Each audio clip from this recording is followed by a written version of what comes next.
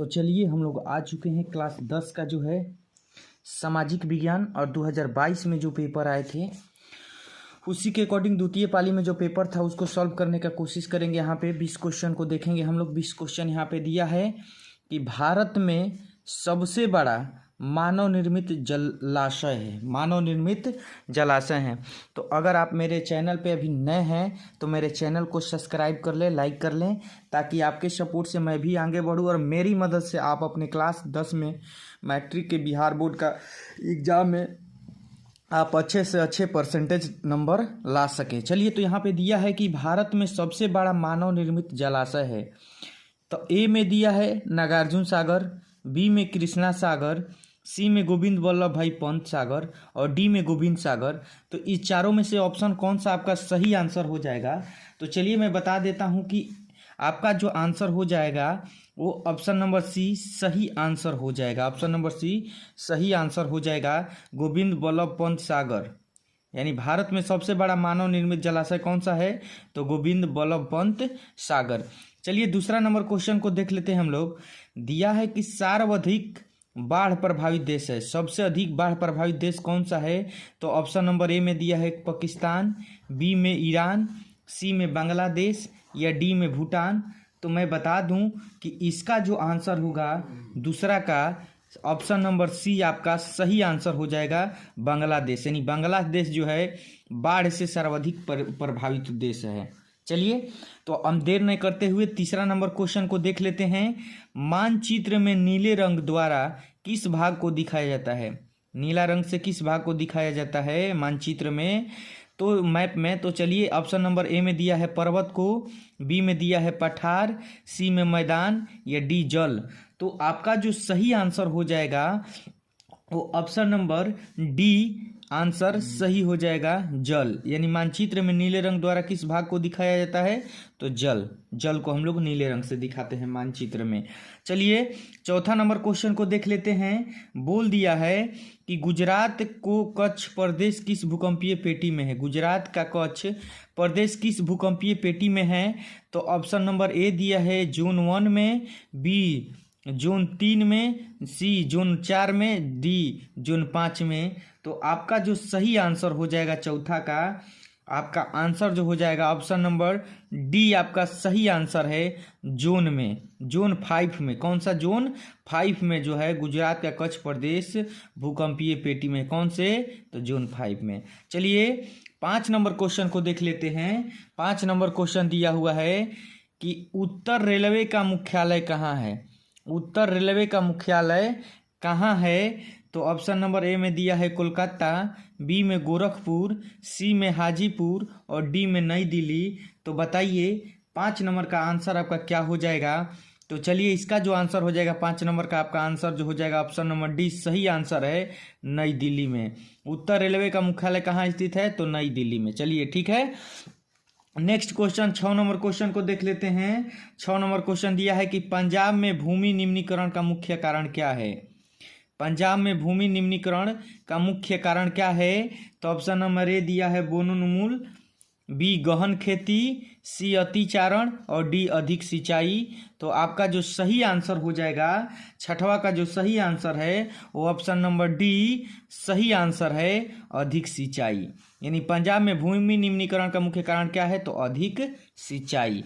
चलिए 7 number question को देख लेते हैं। भारत का सर्वाधिक संवैधानिक अध्यक्ष कौन है? भारत का संवैधानिक अध्यक्ष कौन है? ए ऑप्शन में दिया है राष्ट्रपति, बी में दिया है प्रधानमंत्री, सी में दिया है राज्यपाल और डी में दिया है उपराष्ट्रपति। तो बताइए 7वां का आपका जो आंसर हो जाएगा वो क्या हो जाएगा? तो चलिए मैं बता दूं कि 7वां नंबर क्वेश्चन का जो आपका आंसर हो जाएगा ऑप्शन नंबर ए सही आंसर है, राष्ट्रपति। यानी भारत का संवैधानिक अध्यक्ष कौन है? तो राष्ट्रपति। चलिए 8 नंबर क्वेश्चन को देख लेते हैं। अंगकोरावट मंदिर कहाँ है? अंगकोरावट मंदिर कहाँ है? ऑप्शन नंबर ए में दिया है वियतनाम, बी में थाईलैंड, सी में लाओस और डी में कंबोडिया। तो चलिए इसका आंसर जो हो जाएगा 8 नंबर का, आपका सही आंसर है ऑप्शन नंबर डी कंबोडिया। यानी अंगकोरावट मंदिर कहाँ स्थित है? तो कंबोडिया में। चलिए 9 नंबर क्वेश्चन को देख लेते हैं। मुद्रण कला का आविष्कार कहाँ हुआ था? मुद्रण कला का आविष्कार कहाँ हुआ था? तो ऑप्शन नंबर ए में दिया है ब्रिटेन, बी चीन, सी में दिया है यूनान और डी में अमेरिका। तो बताइए 9 नंबर का आपका आंसर क्या होगा? तो 9 नंबर का आपका आंसर जो हो जाएगा ऑप्शन नंबर बी सही आंसर है, चीन में। यानी मुद्रण कला का आविष्कार कहाँ हुआ था? तो चीन में। चलिए 10 नंबर क्वेश्चन को देख लेते हैं। विश्व की प्रथम पेपर मिल की स्थापना हुई थी। एक बार और क्वेश्चन को पढ़ लेते हैं कि विश्व की प्रथम पेपर मिल की स्थापना हुई थी। तो आपका ऑप्शन नंबर ए में दिया है जर्मनी में, बी फ्रांस में, सी चीन में या डी इंग्लैंड में। तो चलिए जो आपका सही आंसर है ऑप्शन नंबर 10 नंबर क्वेश्चन का आपका सही आंसर ऑप्शन नंबर ए सही हो जाएगा, जर्मनी में। यानी विश्व की प्रथम पेपर मिल की स्थापना हुई थी तो कहाँ पे? तो जर्मनी में। चलिए 11 नंबर क्वेश्चन को हम लोग देख लेते हैं। 11 नंबर क्वेश्चन यहाँ पे दिया हुआ है कि 95 थीसिस किसने लिखी? 95 थीसिस किसने लिखी? तो ऑप्शन नंबर ए में दिया है रूसो, बी में कार्ल मार्क्स, सी में मार्टिन लूथर और डी में गुटेनबर्ग।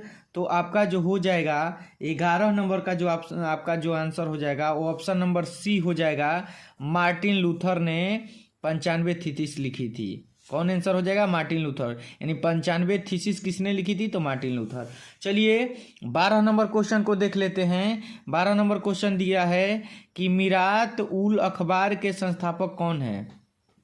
मीरात उल अखबार के संस्थापक कौन है? तो ऑप्शन नंबर ए में दिया है राजा राम मोहन राय, बी में मौलाना अब्दुल कलाम आज़ाद, सी में मनमोहन घोष और डी में दिया है खान अब्दुल गफ्फार खान। तो बताइए 12 नंबर का आंसर क्या हो जाएगा? तो चलिए 12 नंबर का जो आंसर हो जाएगा वो आपका सही आंसर हो जाएगा ऑप्शन नंबर ए, राजा राम मोहन राय। तो यानी मीरात उल अखबार का संस्थापक कौन थे? तो राजा राम मोहन राय। चलिए 13 नंबर क्वेश्चन को देख लेते हैं। कौन तापीय विद्युत परियोजना बिहार में है? एक बार और क्वेश्चन को ध्यान से पढ़ लीजिए कि कौन तापीय विद्युत परियोजना बिहार में है। तो ऑप्शन नंबर ए में दिया है कांटी तापीय विद्युत परियोजना, बी में कहलगांव तापीय विद्युत परियोजना, सी नबीनगर तापीय विद्युत परियोजना या डी इनमें से सभी। तो चलिए जो आपका 13 नंबर का आंसर हो जाएगा वो ऑप्शन नंबर डी सभी, इनमें से सभी सही आंसर है। यानी कौन तापीय विद्युत परियोजना बिहार में है? तो कांटी तापीय विद्युत परियोजना ये भी बिहार में है, कहलगांव तापीय विद्युत परियोजना ये भी बिहार में है, नबीनगर तापीय विद्युत परियोजना ये भी सभी के सभी बिहार में है। इसीलिए इनमें से जो ऑप्शन आपका सही हो जाएगा डी ऑप्शन सही हो जाएगा इनमें से सभी। चलिए 14 नंबर क्वेश्चन को देख लेते हैं। ऑल इंडिया रेडियो का नाम बदलकर आकाशवाणी कब किया गया था? हाँ, एक बार और क्वेश्चन को सुन लीजिए कि ऑल इंडिया जो रेडियो था उसका नाम बदलकर आकाशवाणी कब किया गया था? तो कब किया गया? तो ऑप्शन नंबर ए दिया है 1936 ईस्वी में, बी में दिया है 1947 ईस्वी में, सी में दिया है 1957 ईस्वी में या डी दिया है 1960 ईस्वी में। तो 14 नंबर का जो आपका आंसर हो जाएगा वो ऑप्शन नंबर सी सही आंसर है 1957 ईस्वी में। यानी ऑल इंडिया रेडियो का नाम बदलकर आकाशवाणी कब रखा गया? तो 1957 ईस्वी में। चलिए 15 नंबर क्वेश्चन को देख लेते हैं। दिया है कि अल्मुनियम किस खनिज से संबंधित है? अल्मुनियम किस खनिज से संबंधित है? तो ऑप्शन नंबर ए में दिया है तांबा, बी में दिया है अभ्रक, सी में लौह अयस्क और डी में बॉक्साइट।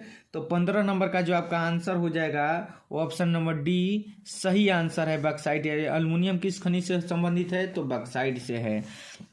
चलिए 16 नंबर क्वेश्चन को देख लेते हैं। नंदा देवी राष्ट्रीय उद्यान कहाँ है? नंदा देवी राष्ट्रीय उद्यान कहाँ है? तो ऑप्शन नंबर ए में दिया है उत्तर प्रदेश, बी में दिया है उत्तराखंड, सी दिया है केरल और डी दिया है झारखंड। तो 16 नंबर का जो आपका सही आंसर हो जाएगा वो ऑप्शन नंबर बी सही आंसर है, उत्तराखंड। यानी नंदा देवी राष्ट्रीय उद्यान कहाँ है? तो उत्तराखंड में। चलिए 17 नंबर क्वेश्चन को देख लेते हैं। 17 नंबर क्वेश्चन दिया है कि बॉक्साइट का सबसे बड़ा उत्पादक राज्य है। बॉक्साइट का सबसे बड़ा उत्पादक राज्य कौन सा है? तो ऑप्शन नंबर ए में दिया है झारखंड, बी में दिया है उड़ीसा, सी में पश्चिम बंगाल और डी में गुजरात। तो बताइए 17 नंबर का आंसर क्या हो जाएगा? तो चलिए मैं बता दूं 17 नंबर का जो आंसर हो जाएगा आपका ऑप्शन नंबर बी सही आंसर है, उड़ीसा। यानी बॉक्साइट का सबसे बड़ा उत्पादक राज्य कौन है? तो वह है उड़ीसा। चलिए 18 नंबर क्वेश्चन को देख लेते हैं। 18 नंबर क्वेश्चन दिया कि सूचना का अधिकार कानून कब लागू हुआ? एक बार और क्वेश्चन को पढ़ देते हैं कि सूचना का अधिकार कानून कब लागू हुआ? तो ऑप्शन नंबर ए में दिया है 2002, ऑप्शन बी में 2005 ईस्वी में, ऑप्शन नंबर सी 2008 ईस्वी में और डी दिया है 2010 ईस्वी में। तो बताइए 18 नंबर का आंसर क्या हो जाएगा? तो चलिए 18 नंबर का जो आंसर हो जाएगा वो आपका ऑप्शन नंबर 20 सही आंसर है, 2005 ईस्वी। यानी सूचना का आविष्कार कानून कब लागू हुआ था? तो 2005 ईस्वी में।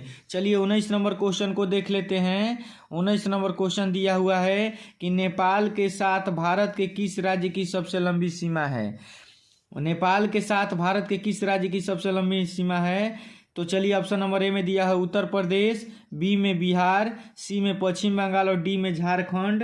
तो आपका जो सही आंसर है 19 नंबर का, आपका जो सही आंसर है वो है ऑप्शन नंबर ए सही आंसर है, उत्तर प्रदेश। यानी नेपाल के साथ भारत के किस राज्य की सबसे लंबी सीमा है? तो वो है उत्तर प्रदेश। चलिए 20 नंबर क्वेश्चन को देख लेते हैं। ठीक है, 20 नंबर क्वेश्चन देख लेते हैं हम लोग। भारतीय जनता पार्टी के प्रथम अध्यक्ष कौन थे? भारतीय जनता पार्टी के प्रथम अध्यक्ष कौन थे? तो ऑप्शन नंबर ए में दिया है लाल कृष्ण आडवाणी, बी में दिया है अटल बिहारी वाजपेयी, सी में कांशीराम और डी में कल्याण सिंह। तो 20 नंबर का जो आपका सही आंसर हो जाएगा वो ऑप्शन नंबर बी सही आंसर है, अटल बिहारी वाजपेयी। तो भारतीय जनता पार्टी के प्रथम अध्यक्ष कौन थे? तो अटल बिहारी वाजपेयी।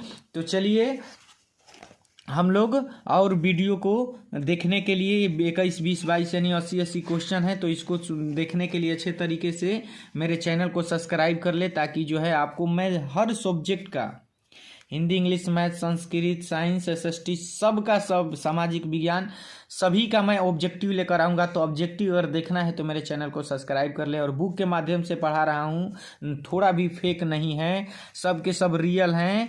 तो मेरे साथ जुड़े रहने के लिए मेरे चैनल को सब्सक्राइब कर लें। मिलते हैं नेक्स्ट वीडियो में। धन्यवाद।